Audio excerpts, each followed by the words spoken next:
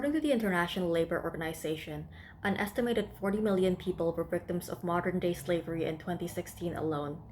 Of this, about 25 million were in labor trafficking, which is where individuals are coerced, deceived, or forced into performing labor services, often for little to no pay. I want to start a conversation about where and how this topic intersects with climate change. These are often discussed as two separate issues, but today I want to talk about how they are actually interlinked. Climate change, as we all know, has been worsening over the last century or so, primarily due to fossil fuel, driving extreme changes in climate patterns. It is not only killing our planet, it is also contributing to the degradation of our ethical backbone as a society. We see the impact of our mass production, greenhouse gases, deforestation, and other actions on the environment and on people, and yet many of us still ignore this in favor of convenience, comfort, and profit. When I was 7, the Indian Ocean tsunami hit the coasts of Aceh, coating thousands of miles in waves and displacing nearly 600,000 people.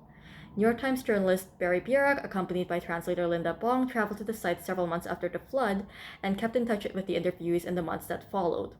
They found that people were living out of makeshift tents over a year after the disaster because many were renters who did not receive aid that went to the landowners who held on to these funds, leaving the tenants very vulnerable and with limited options. Many who sought shelter saw a rise in violence, including in the forms of sexual violence and trafficking. We also see in the months that followed efforts to recover and protect hundreds of children who were adopted under false pretenses and brought into trafficking activities. Now, the tsunami in itself wasn't a climate change incident so much as it was a natural disaster caused by shifts in tectonic plates, but I wanted to use this example to illustrate what happens with many instances of extreme weather and environmental changes that do accompany climate change. It may be on a more gradual, perhaps even smaller scale in the level of individual incidents, which is why they don't get globally known quite as much, but combined, these create a very, very dark picture. Millions of people are displaced due to extreme weather conditions each year. Further millions find their previous livelihoods altered or lost completely. Individuals who are marginalized, affected by extreme weather effects, reliant on natural resources that are constantly changing, are more vulnerable to being trapped into forms of trafficking, such as debt bondage or child labor. Debt bondage is where people are forced to work to pay off debt with little to no control over their debt, which is often arbitrarily increased, and have little to no pay. Debt bondage is a common tactic used to control people in trafficking cases, and it is estimated to affect around 8 million people worldwide.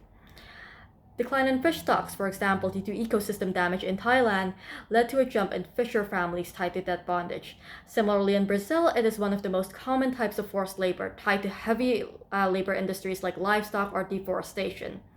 In Indonesia, similarly, large parts of the palm oil industry is estimated to be reliant on debt bondage and child labor. But on the flip side, another thing that I want to illustrate with the 2004 tsunami is the unprecedented humanitarian response that followed.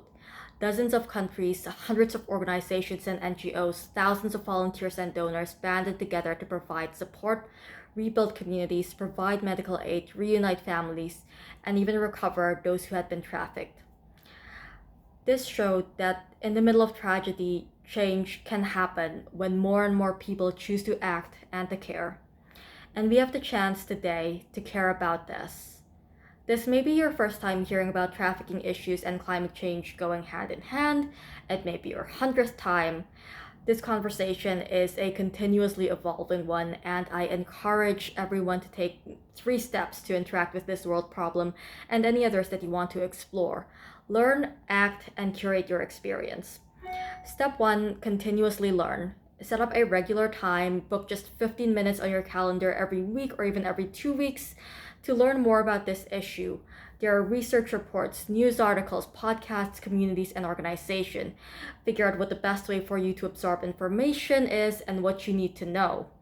Step 2 is to define what I want to call your area of influence. These are the spaces where you know your voice can be heard and where you can best take action.